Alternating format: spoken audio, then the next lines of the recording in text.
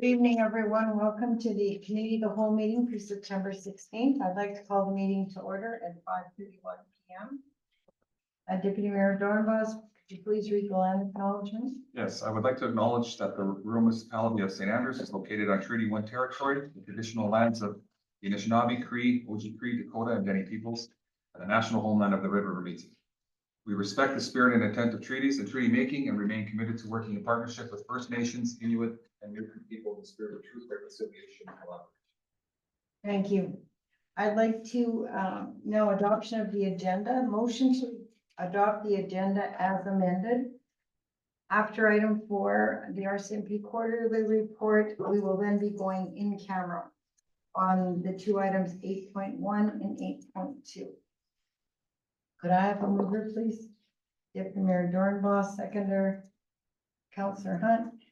All in favor? Carried. Welcome, Inspector. Or is it Superintendent?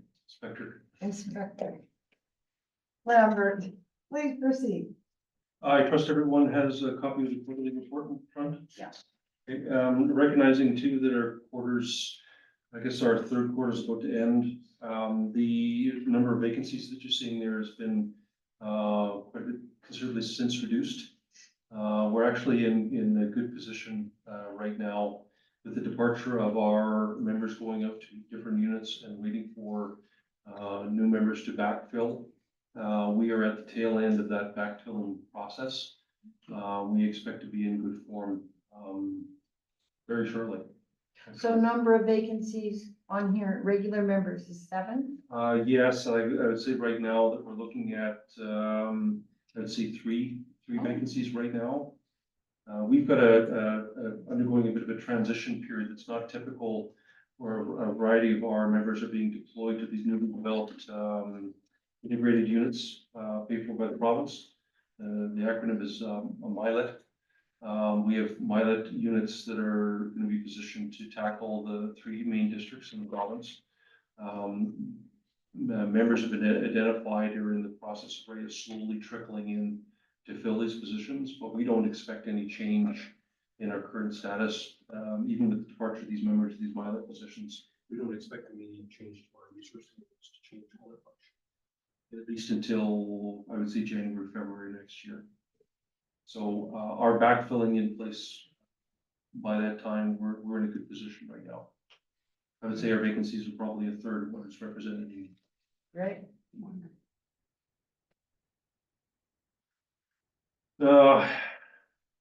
If there's any other questions with regard to resources, I can move on to some of our initiatives. Any questions?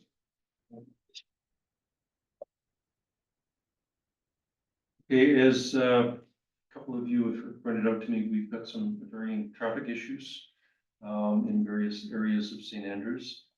We do have a dedicated traffic member that really enjoys his job. And he has been now authorized to deploy himself to more rural areas. Although he was predominantly the city of Selkirk, we are deploying him to the some of the more under-policed, at least as far as traffic is concerned, areas of our community. St. Andrews is an example of that. He can also engage in targeted enforcement. As of late, the initiative holder for this particular one is an ex-traffic member by the name of Corporal Kaepernick.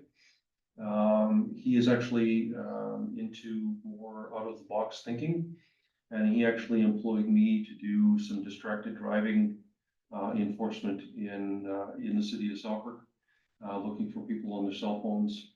And so I was in plain clothes, and it was a lot of fun to get out of the office for a change. But we're seeing that those kind of non-traditional enforcement techniques to reaping some rewards already. So, as far as the prolific offenders is concerned, we were actually very happy with our general investigation section and what they're doing. The IC of that section is Corporal Heimerling.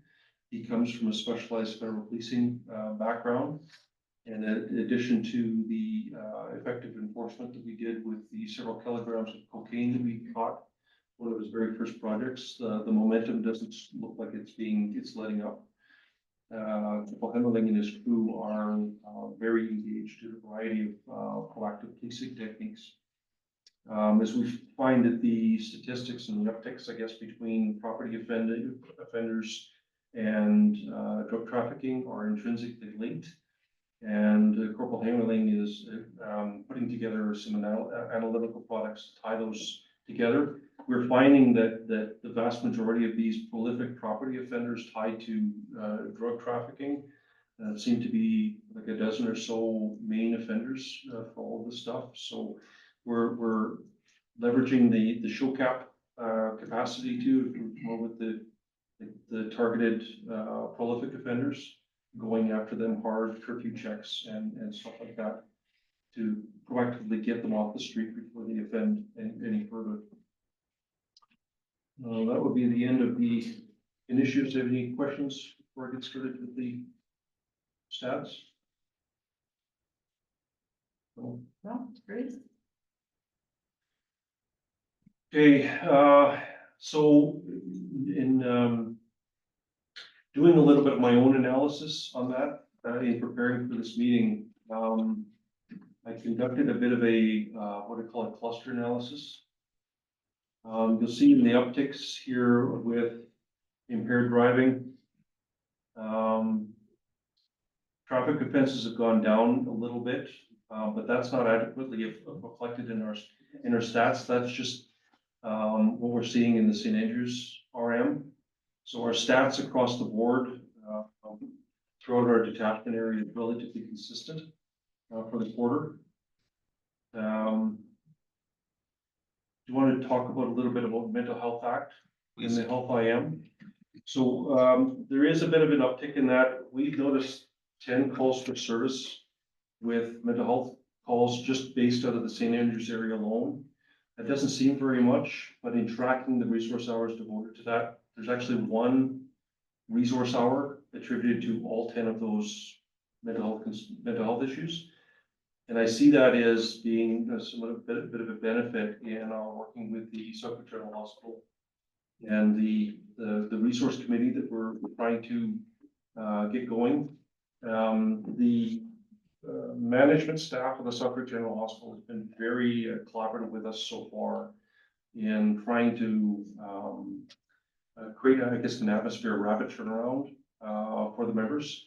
And it doesn't matter what reason that they're bringing person, like what status that mental health person is coming in on.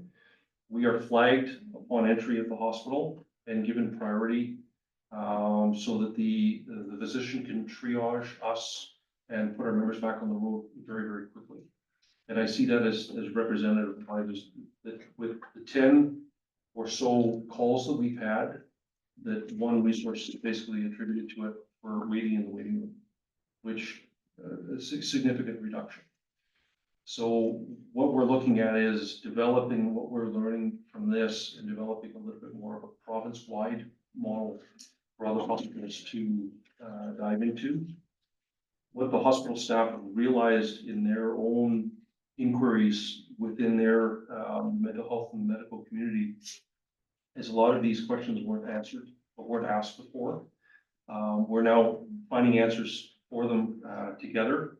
And it's a lot of it was a misunderstanding between the medical professionals and our authorities under police to basically turn these people over, which we can't.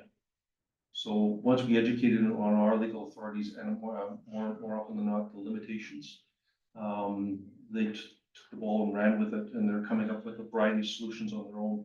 One of which was that software change where we're identified as soon as we walk through the door, and we're triaged immediately, and then the members are allowed to go about their way and police to do other police work. So it's very beneficial. So I'm cautiously optimistic. Well, we attached to our agenda, a visual, I printed this off too. Mhm. Because I was gonna ask us to talk to council Pittsburgh, we didn't really understand. I'll give you these copies of, because our CAO has gotten, September 6th, a letter from AMN Mhm. on this. Yes, I'd like to see that. Okay, I'll give you. One of the things that we were discussing earlier too is the use of the Health IM. The Health IM app is it's essentially a checklist. However, for each one of these checklists that are completed by an individual, a profile is created within the centralized server.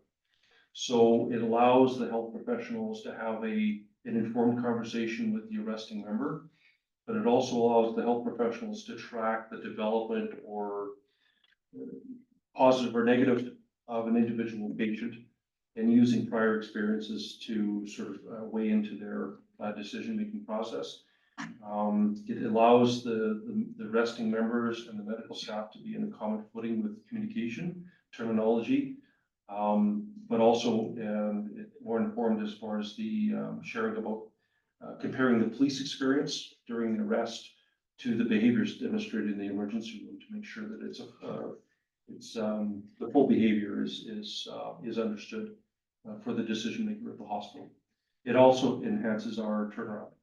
The problem that we were seeing is even though our membership and my membership now for the members that were be involved in this kind of thing, I would say pretty much 100% of my members are trained in it and have the capacity to employ the Health IM. We are employing it for the vast majority of our mental health calls. However, one of the barriers that we've seen is the slow incorporation of the Health IM into the hospital culture and the way they go about doing business.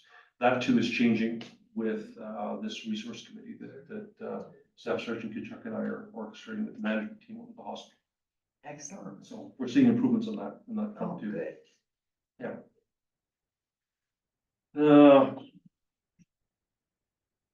So this the uptick you see in uttering threats. These are the five incident increase. They're unrelated to each other. I see that as a bit of a statistical anomaly. I'll talk to you a little bit about the thefts of vehicles along with the other property offenses you're seeing in there. The break-and-enters, I wanted to bring that out even though it's a significant downturn in stats. The break-and-enters are non-residential. In fact, I'm not even sure that I would classify them as your typical break-and-enter to a residence. One was determined to be unfounded. The other one was breaking into somebody's compound and stealing gas. So even though it's classified as a residential break-and-enter and relatively small community like St. Andrews, they're really not anything that property owners should be terribly concerned about. Significant upturn in suspicious vehicles and persons, which I'm going to get into a little bit about the thefts. So in looking at the statistics and trying to provide you a little bit more of a meaningful analysis for you, I conducted what they call the cluster analysis of larger occurrence types that we've seen. So of the 750 calls for service that we had in the second quarter, 49 of these were under the 911 Act, which turned out to be relatively nothing. 26 were false alarms. These are property and business owners that have somehow triggered their alarms in their building, properties or whatever, but they were deemed to be false. 210 or so between the moving and non-moving traffic, and that's both enforcement and just traffic complaints. We had one robbery, which was, and I know that that's a bit of a startling kind of statistic, but that has actually turned out to be a domestic issue where two roommates, one threatened the other to turn over money and cigarettes. And even though it's typically not what we consider to be a robbery in the truest sense, it is still technically robbery because it's essentially extortion with violence or theft with violence. One sexual assault is termed to be historical, and one sexual interference, which was a CFS referral. 70 suspicious persons and vehicle calls, 24 traffic collisions, which I found to be predominantly on the highways, where highways between highway number 8 and number 9 intersect with residential properties. That's by and large where most of these are taking place. And then we have a few of them that were trailers in the ditch. One person actually flew off their motorcycle, which is driver error. And then we also had two assaults on police, which were assaults on police on their own. They're not as part of another ongoing file. It's a bit of a disturbing statistic for us. I'm fairly protective over, well, I'm very protective over my members, so these things, they don't sit well with me. We talked about the mental health concerns already, and then 6 municipal bylaw complaints where these are all neighborhood disputes. Noticing the uptick in impaired driving. Of the 15 calls for service, we had 3 that were criminal code, true impaired calls, and 1 was discretionary immediate roadside prohibition or roadside suspension.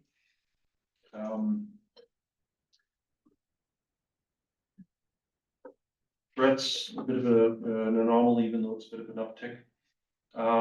The thefts that we're seeing is cumulatively with vehicle thefts and other property thefts. One of the things that I noticed is that these seems to follow national trends. And I noticed that the one where it was a theft under $5,000, 9 files, 8 of which were vehicle related. Of that 8, 7 of which were thefts from or either thefts from the vehicle, being left unsecured, or actually theft of license plates. That corresponds to trends that we're seeing with thefts of vehicles, because those license plates are stolen simply so that people can facilitate stealing other vehicles, attaching a stolen license plate to a stolen vehicle in an attempt to thwart us and using those vehicles for other criminal acts. So it's all connected. So it's very important that even though something is relatively innocuous, like the stolen license plate, it's important that that gets reported to us sooner rather than later. The one very bottom here, Controlled Drugs and Substances Act and trafficking.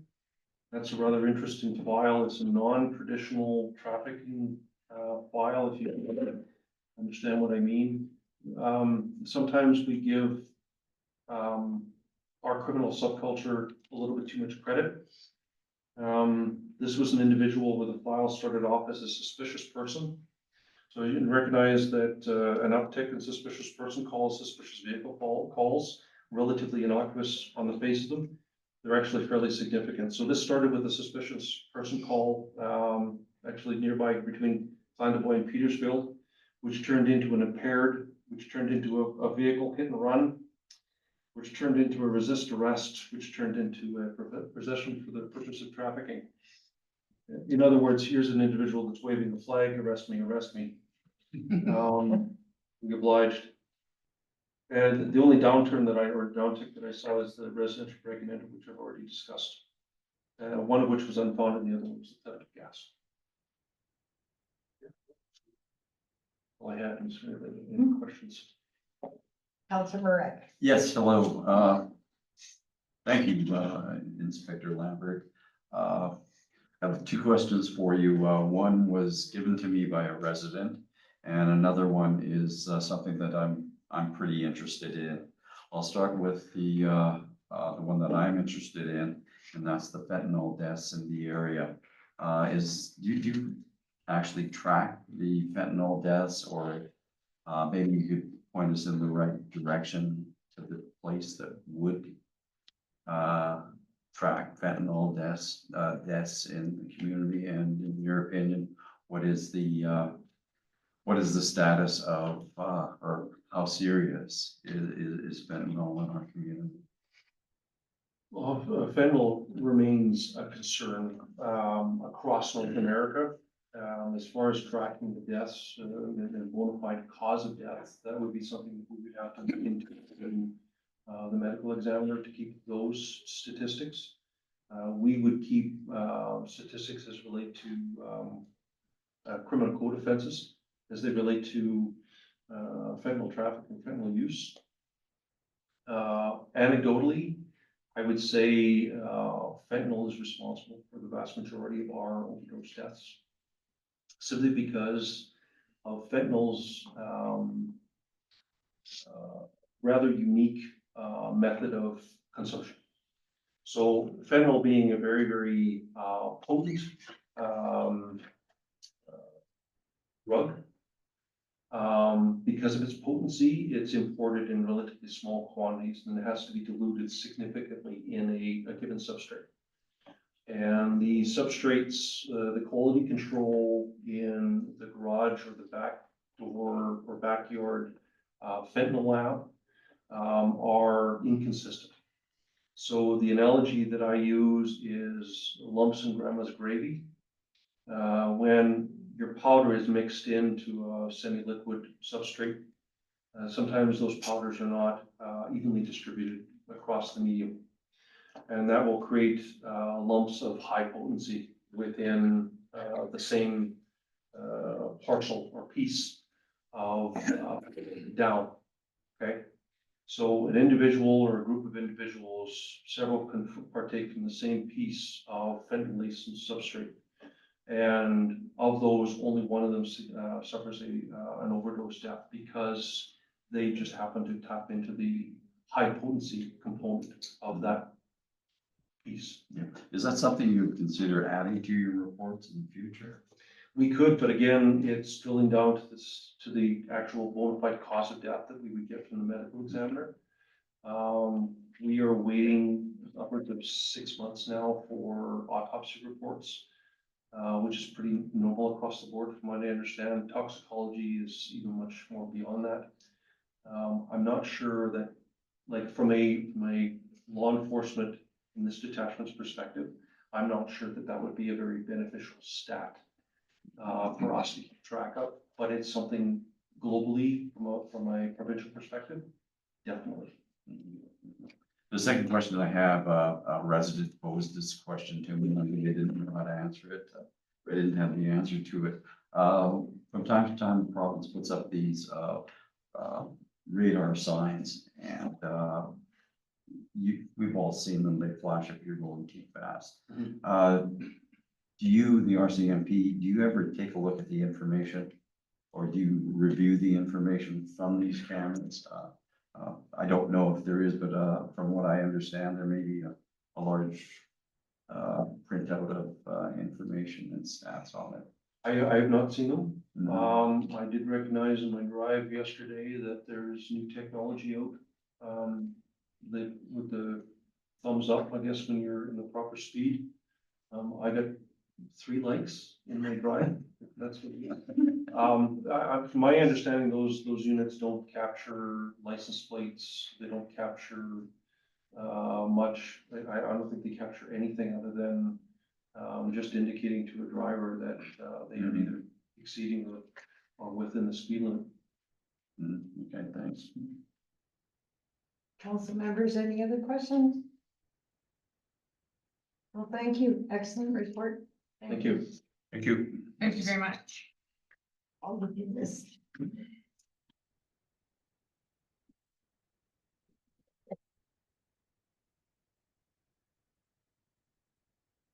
you go. Thank you. very much.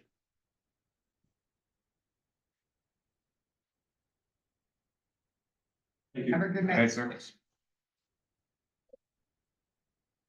Next, we will be going in camera for items 8.1, 8.2. Be it resolved that council move in camera at 5:55 PM to discuss matters that are in preliminary stages and respecting which discussion in public could prejudice the municipality's ability to carry out its activities or negotiations, as well as legal and personnel issues. And be it further resolved that the members of council agree to keep in confidence a matter that is discussed at a meeting that is closed to the public under section 152 sub 3, and that the committee decides to keep confidential until the matter is discussed at a meeting of the council or if a committee conducted in public. Could I have a mover, please? Councillor Mondor, seconder. Councillor Hunt. All in favor? Carried. We are now in count. Thank you. We're back in session from out of in camera. Be resolved, when council move out of in camera at 6:59 PM. Could I have a mover, please? Councilor Slaker, seconder. Councilor Pivocorn, all in favor? Carried. Next item, management reports, the August monthly report. The management reports. Does anybody have any comments or any questions under 5.1? They're all at that. Councilor Pivocorn? Just for the Public Works, report, the drainage, oh no, sorry, this is, I'm talking about financials. I'll come back to that. Okay. Yeah, I have no questions. Any other further comments? Deputy Mayor Dornbos? Does administration know when Peter's gonna be able to do, any type of, research on garbage pickup? Well, it's on his list of things he's working on. The goal is to start it up in early 25. I mean, he's got lagoon issues, he's got City of Winnipeg wastewater issues, so we've had the City of Winnipeg say they have no contract with us and things like that. So we've been working on getting things in order with the City of Winnipeg and our land disposal sites. We've had some issues there, so cleaning up a lot of things, but the garbage recycling is a high priority. Okay, thanks, sir. Councilor Slaker, do you ever have that? Nope. Any further questions? 5.2, Planning and Economic Development Officer, statutory review. I'll go to the front. Thank you, Braden. So I've asked Braden here, he's, as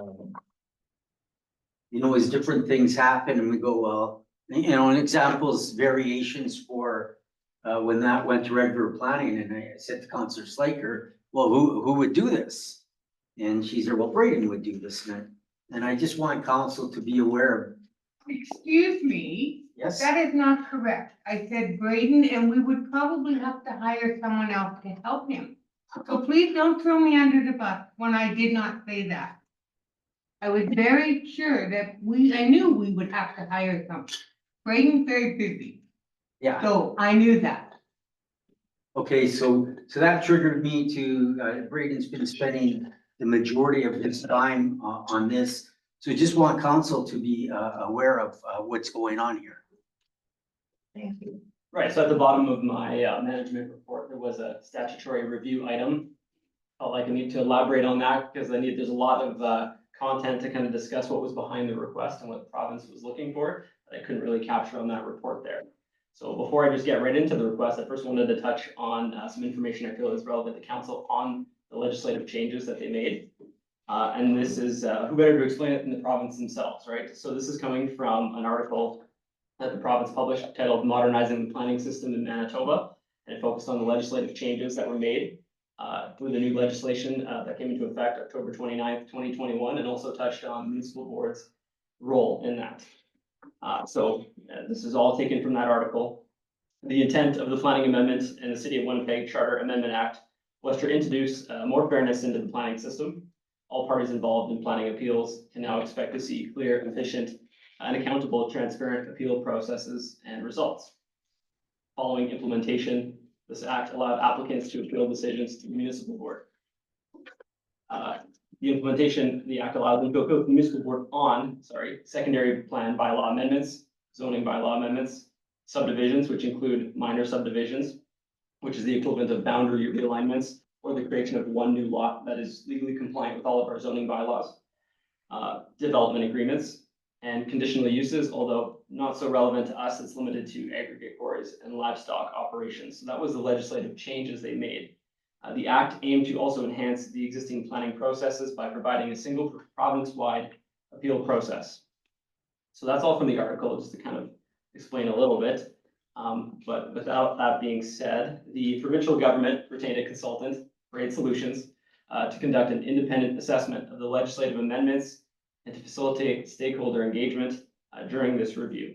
They've mandated all municipalities within Manitoba to provide them with information to support their statutory review of the planning legislation, which is broken down into two parts. The first part being a survey. It was an online portion that asked general questions surrounding the municipality's experience and the impact of the legislation formerly known as Bills 37 and 34. And the topics of questions included, are we a member of a planning district? Yes, Red River Planning. Are we situated in the capital region? Again, yes, St. Andrews is part of the capital region. We offer pre-application assistance to any applicants on planning matters, formal, informal, what does it entail? Also touched on Plan 2050. Have we, what are current timelines? Have we made any progress or actions to update our zoning, like the zoning bylaw or development plans or things to concise with that plan? No, because, you know, with uncertainness of the plan in effect, there've been no changes, of course. Municipal board appeals, have we incurred any? Are there any costs, estimated budgets? Have we assigned a proper budget for those kind of appeals? And overall changes to the legislation. Now, the changes mostly concern Red River Planning with the new service delivery standard timelines, like 60 days for certain applications to be met per Bill 37. But for council, we have to provide reasons for rejections now on their planning applications if they go, and they can also be subject to municipal board appeal.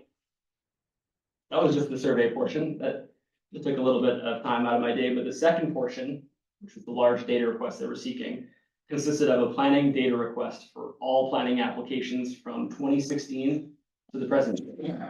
And from our records, I went through them very briefly just to kind of tabulate. It was about 500 applications total.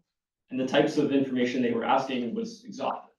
In short, and it's not short, they were seeking, I'll just run through the list here, identification numbers, application types, was there pre-application assistance provided, the date the application was submitted, the date that it was accepted for review by the municipality, the date that the application was deemed complete by the municipality, so that's when we sent our comments to the Red River Planning Board, the date of the public hearing, if it was subject to one, the date of council resolution, if it wasn't passed on that same day as the public hearing, the date of the Red River Planning District Board resolution, the date of the notice that was provided to the applicant, typically through the conditional approval letter, the date of the development agreement execution, if it was subject to a development agreement, was the application withdrawn if it wasn't successful or removed due to other conditions or just not financially feasible for certain subdivisions?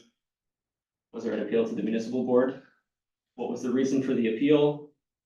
You can see where this is going, right? And was it a secondary plan amendment or a zoning bylaw amendment referred to the municipal board due to the number of objections that it received? The date the appeal was submitted to the municipal board, any estimates on costs that were borne out of the municipal board appeal, and any other miscellaneous information. So they were asking for this on all 500 planning applications we've received. That was not really feasible in my mind. I estimated it to be about, just going through our files at a rate of 5 minutes per file, assuming they're digital, and they're not all digital, it'd take about 45 hours.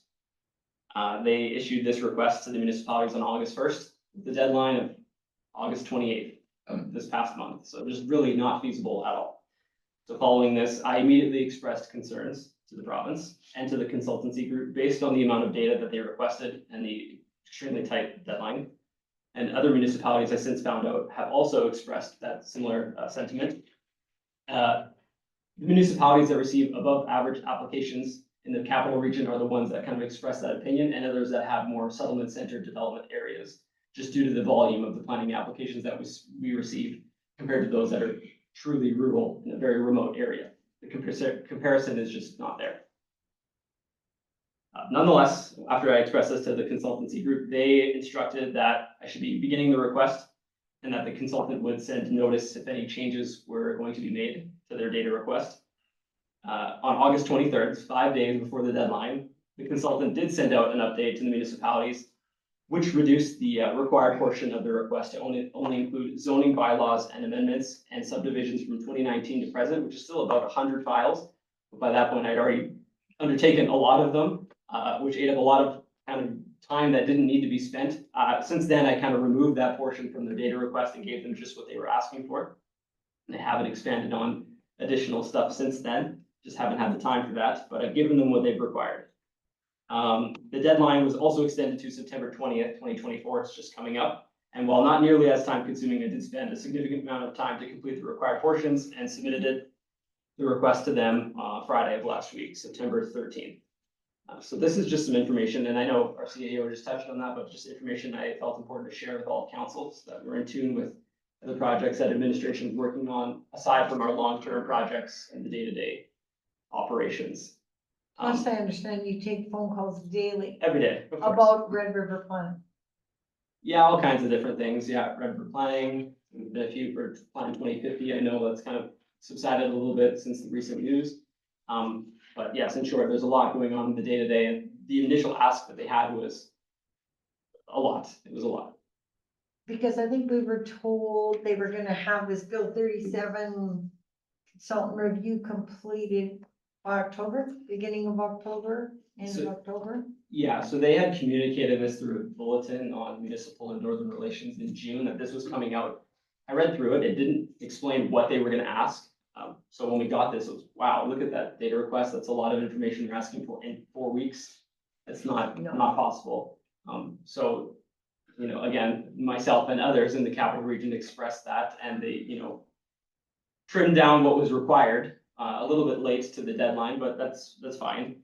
It was just a lot to put together for all of them in that short period, but we made it work. So yeah, if there's any questions on any of the data, I'd show you it's just a big Excel spreadsheet with about 40 line items in it, and then a bunch of applications in there, but that's the sum of the request. And, if there's any questions. Thank you for doing all of that work back in that short period of time. That is completely right, not feasible whatsoever. Council, do you have any questions? No, thank you. So are they coming thank you. back to you for any more information, or once you've sent it, it's done? So actually, the survey portion, the very final portion of the survey was to upload the completed Excel workbook with all that data request. That was just done on Friday. They have indicated that if they required more information, they would reach out. I haven't heard from them since. It's only been a day, or 1 business day since it was submitted. But they will communicate the findings, definitely, yeah, once they tabulate all the recorded. Council Peepercorn, you had a question? Nope. Did somebody here have something? They were at about 23% had responded. That's right, yeah. The initial, they did a follow-up in, I believe, August 14th, and then also on the 23rd, where they had that percentage there who had completed it, and it's very, very low numbers. Well, because we just got an AMM bulletin about this Bill 37. You get those? That's what this was about. The bulletin. Through AMM. Yeah, through AMM. Sorry, what did I say? Yeah. You said AMM, yeah, but the bulletin for the actual data request was through municipal northern relations, but AMM, I believe, has a stance on this as well. I'm not gonna get into that. They have their own opinion on the whole Oh, because statutory changes. we just got not long ago an AMM bulletin to complete the survey. So that's something different? Well, the survey was just one part of it, right? I don't know. No, specific but to somebody, the request. you saw it. Did you guys, admin, you get those AMM things? Yeah. I think it was just last week that we got it about this Bill 37. Because I spoke to Lisa and I said, Hawthorne Lodge was a prime example. The residents have no say, just go, we defeat it, Red River Planning Board approves it, the residents have no say. There was no point to have a hearing. There's no recourse. Lisa wrote to the province. Did you get a response yet? I'll reach out to them again. There you go. Okay, And so AMM had said that they expect the provincial government to expect an earful from the municipalities on decisions just like that.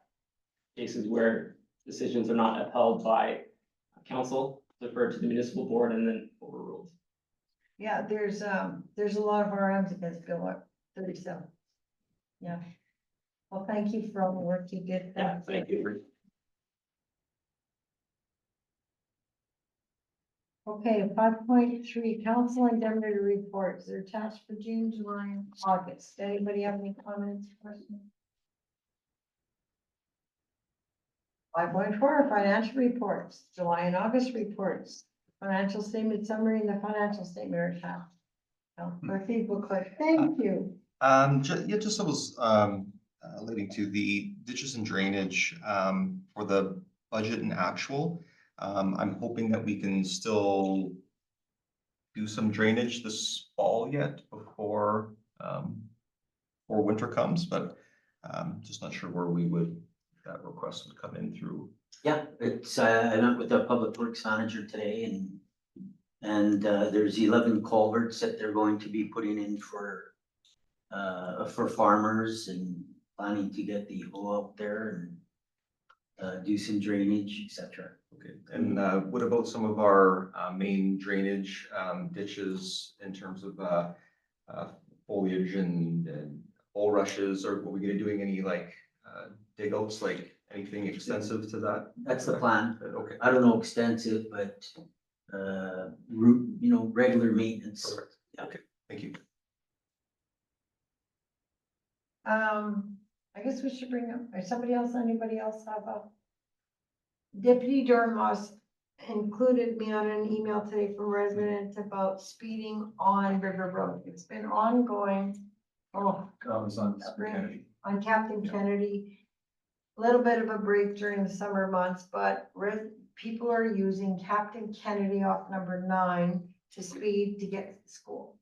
Well, what's happening, if I can interrupt for Yep, a second, please is, a resident contacted me concerned. At one point in time, about a month and a little bit ago, some kids were playing with a cat in the front yard.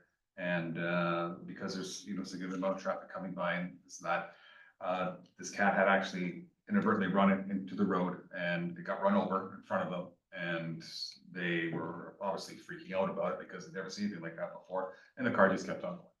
So I had a resident come out and email me saying, not only with the animal issue, but when you're walking, it's just consistent speeding. It's gotten worse now that the school is open because people don't want to wait for people dropping off kids at the daycare, kids at school, to the buses, and when you're going down St. Andrews Road to number 9 to the lights, there's a long amount of traffic, so they're all taking Riverview and going down Captain Kennedy.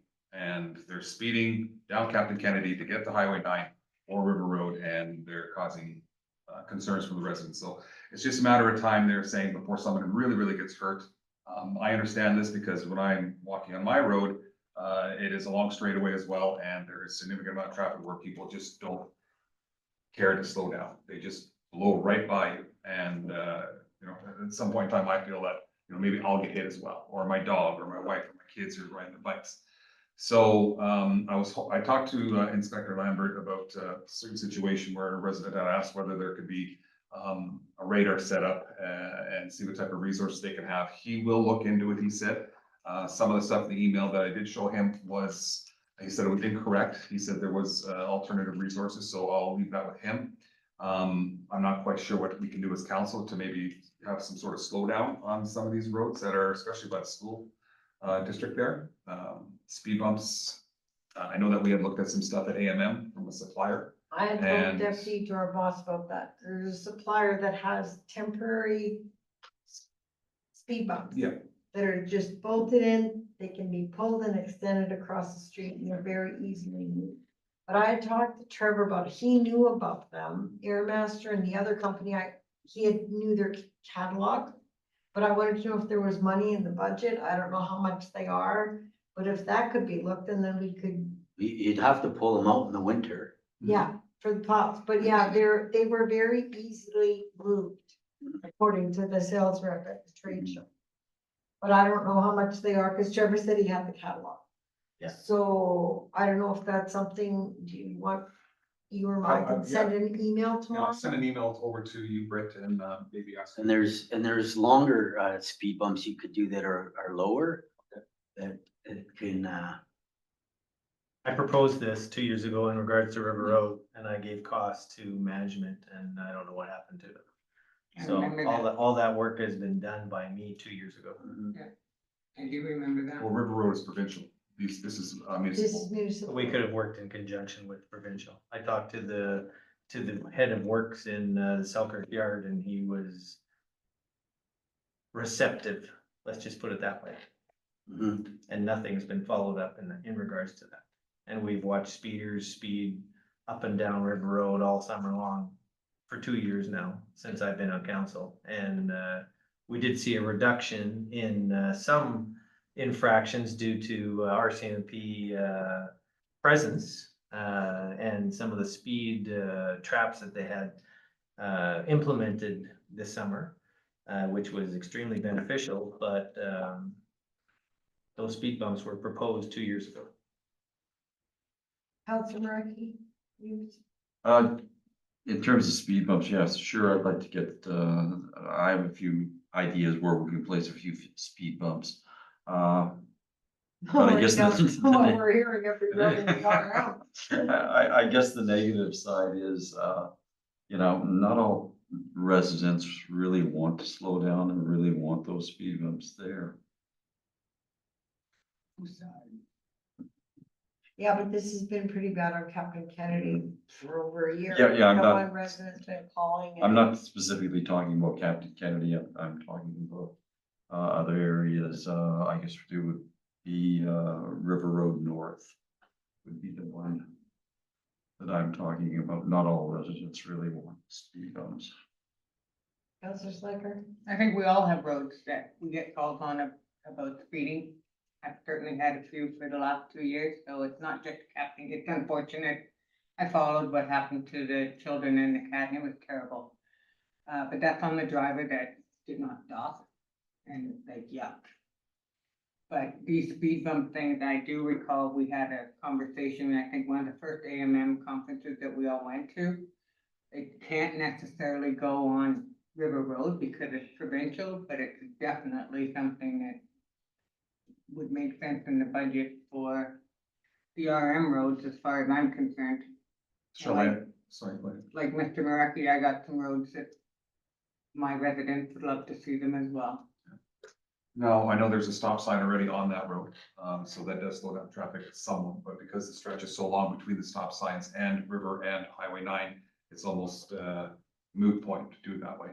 I'm more than happy to send him an email and ask if he wants to come as a delegation or have a petition put through, so we get some paperwork done on this and we can go that route. When I talked to Inspector Lambert, he basically said that they've got a guy now who's a dedicated traffic member.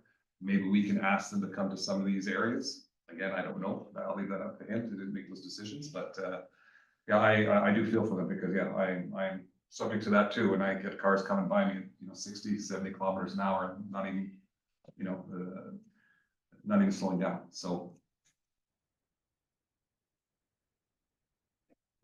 So do you want, well, you have to respond to the I'll resident. respond to the resident. I'll just include you or send it straight to Trevor to see what the cost of these speed bumps, is there money in the budget or something to look at? Well, we didn't put any money in the budget No, I for know. speed bumps. But I don't know how much they are. Yeah, You know what a short-term, solution could be, is, simply putting up, barricades on the road in strategic places to slow the traffic down. I don't know. Yeah, I don't know what the answer is. So it's, there's some inconsiderate drivers out there, that's for sure.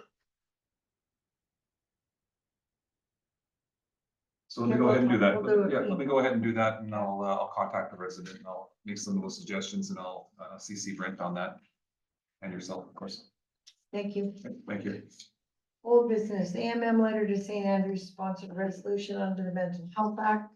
That was all attached. We basically briefly discussed that. The RCMP had copies of that. So at least it's getting a bit better. New business, 7.1, tendering procurement disposal policy, Gen 11, the draft. We've got the current purchasing and procurement policy attached as well as the request for consideration. Did any management like to speak to this? sure. We're just reviewing our tendering policy. We're going to add a flow chart with it.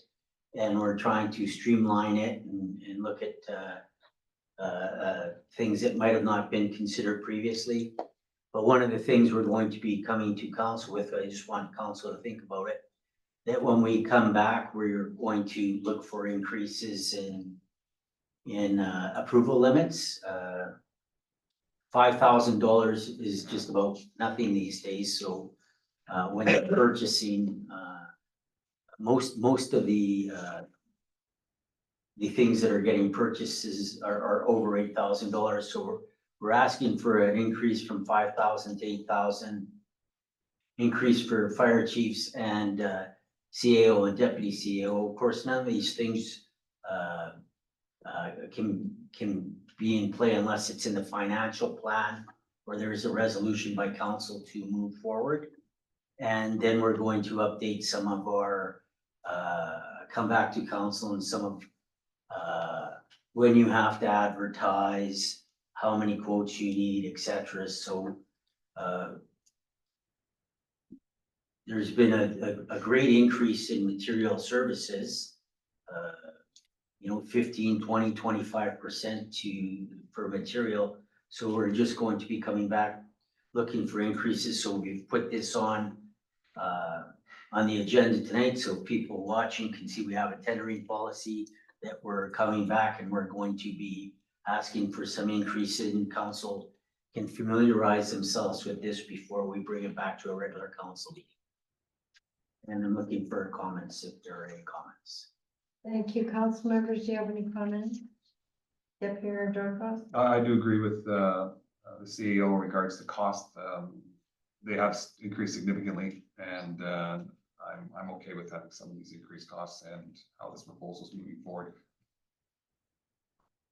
Any other comment? No, just like, I'm saying, sorry, Councilman Dornbos, that the numbers don't seem, they're reasonable, so I would agree with that. Are these numbers comparable? I know that, well, this wasn't looked at since 2020, but the proposals for CAO, deputy CAO, that's in line with other, RMs, yeah. okay.